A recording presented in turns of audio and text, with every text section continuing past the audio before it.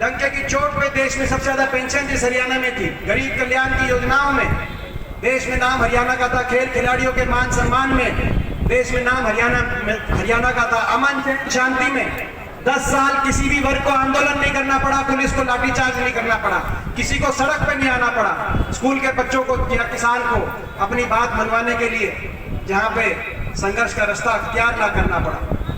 अमन चैन भाईचारे में देश में नंबर 1 थी।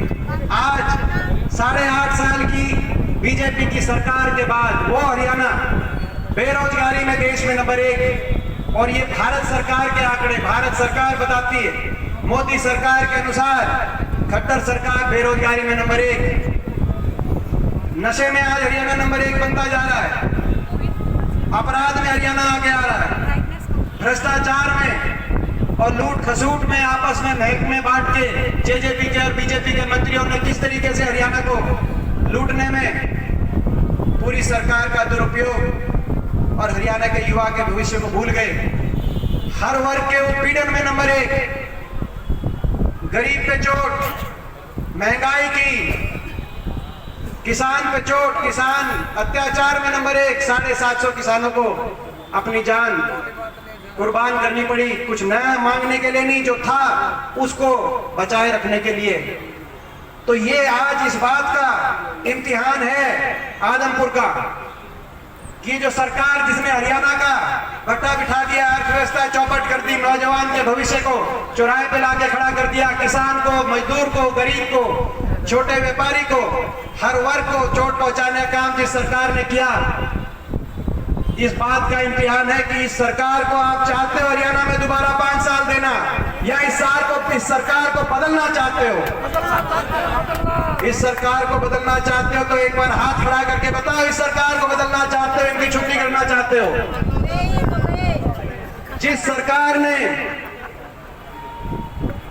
एक के बाद एक राजनीतिक अनैतिकताएं, ऐसी राजनीतिक अनैतिकताएं की हो, राजधर्म का पालन ना किया हो, अपनी राजनीति के लिए धर्म जाति के आधार पर अपनी राजनीतिक रोटी सेनी घोषित की हो, ऐसी सरकार जिसने हरियाणा के नौजवान के भविष्य को।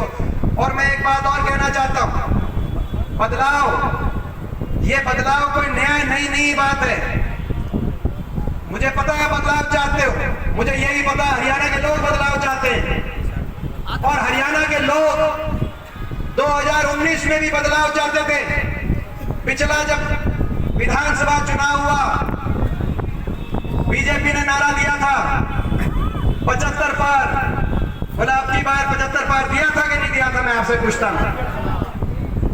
और जेजेपी ने नारा दिया था करो बीजेपी को यमुना पार, दिया था कि नहीं दिया था नारा, मैं आपसे पूछता हूं।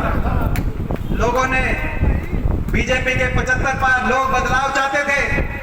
अगर लोग खुश होते तो 75 नहीं तो 65 आती, 65 नहीं तो 55 आती, 55 नहीं तो 45 तो आ जाती, मगर लोगों ने मेजॉरिटी नहीं दी, 75 पार के नारे की हवा निकाल दी। बीजेपी के हर मंत्री को लगभग 1-2 छोड़कर सारे मंत्रिमंडल को हराने का काम किया। अगर लोग बीजेपी को दोबारा चाहते, उनकी कार्यशैली से खुश होते बीजेपी सरकार, खट्टर सरकार की, तो मंत्रिमंडल को जिताते। मुझे याद है 2009 में जब कांग्रेस पार्टी की सरकार रिपीट हुई थी, चौधरी भूपेंद्र सिंह हुड्डा जी के नेतृत्व में, लगभग हर जो सरकार में हमारे वजीर थे, जो मंत्री थे, वो बहुत बड़े बहुमत से जीत के वापस आए। लेकिन ये कैसी सरकार थी, जब इनके मंत्री गए कि 75 पार सीट आ रही है, तो लोगों ने कहा 75 पार तो सीट आ रही है, लेकिन नारनौंद में पहुंचे तो नारनौंद में जीत, टोहाना में इनके प्रदेश अध्यक्ष गए तो टोहाना में जीत, महेंद्रगढ़ में गए इनके मंत्री तो महेंद्रगढ़ में जीत, रावदान सिंह बैठे हैं, कई हजार वोट से जीत के आए। बादली में गए जो इनके अभी प्रदेश अध्यक्ष हैं, तो बादली में जीत, कुलदीप वत्स जीत बैठे हैं, कई हजार वोट से जीत के आए। पूरे प्रदेश में रोहतक में गए तो रोहतक में इनके मंत्री जीत, सोनीपत में गए तो सोनीपत में इनके मंत्री जीत, इसराना में गए तो इसराना में जो इनका पूरा मंत्रिमंडल साफ कर दिया लोगों ने। किया था कि नहीं किया था, मैं पूछना चाहता हूँ। इतने दुखी थे, पीछे छुड़ाना चाहते थे। और ये हिसार और सिरसा लोकसभा, मैं डंके की चोट पे कहता हूँ, हिसार और सिरसा लोकसभा में 18 सीट है। बीजेपी ने 75 पार का नारा दिया तो इन 18 सीट में से 2/3 सीटों पे बीजेपी को लोगों ने हराने का काम किया।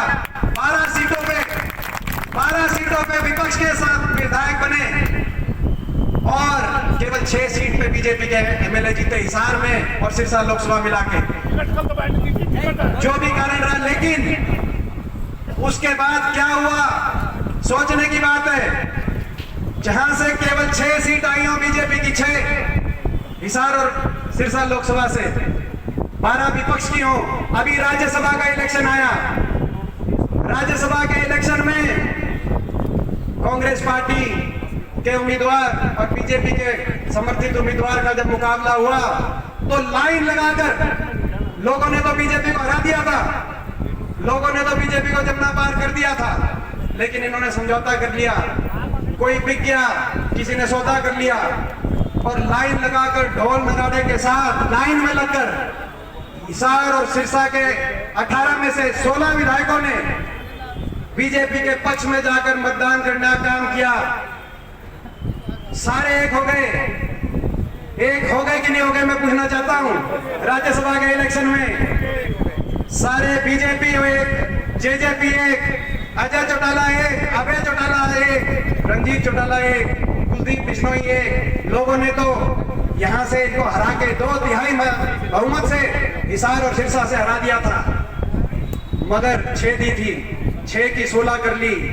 रात को सौदे हो गए, बाहर आके कहते हैं हम अलग अलग हैं, अंदर एक हो गए, एक होके सबने बीजेपी के पक्ष में मतदान किया। केवल 2 रह गए, शीशपाल केरवाल और अमित सियाग, 2 एमएलए रह गए इस इलाके के। ईमानदारी की लड़ाई में बीजेपी के खिलाफ खड़े हुए कांग्रेस के 2 विधायक और 16 विधायक सारे एक हो गए। और ये एक केवल राज्यसभा इलेक्शन में 3 महीने पहले एक हुए थे, ऐसा नहीं है। ये आदमपुर में भी एक हो चुके हैं कि नहीं हो चुके, मैं कहना चाहता हूं। आदमपुर में भी ये जो ताकतें हैं जिन्होंने सौदे किए हुए हैं, ये सारी ताकतें आपको रोकने के लिए, चौधरी भूपेंद्र सिंह हुड्डा जी को रोकने के लिए, कांग्रेस पार्टी को रोकने के लिए, प्रदेश में बदलाव को रोकने के लिए, ये सारी ताकतें एक हो गई। जब सारी बेईमान ताकतें एक हो सकती हैं तो आदमपुर के सारे ईमानदार लोग भी एक हो सकते हैं कि नहीं हो सकते, मैं पूछना चाहता हूं। अपना सामान एमआरपी पर नहीं डिस्काउंट पर लो। और हिसार में डिस्काउंट कहां मिल रहा है ये जानो सेलट्रेंडिंग.com पर। विजिट सेलट्रेंडिंग.com, पहले कंपेयर करो फिर शॉप करो।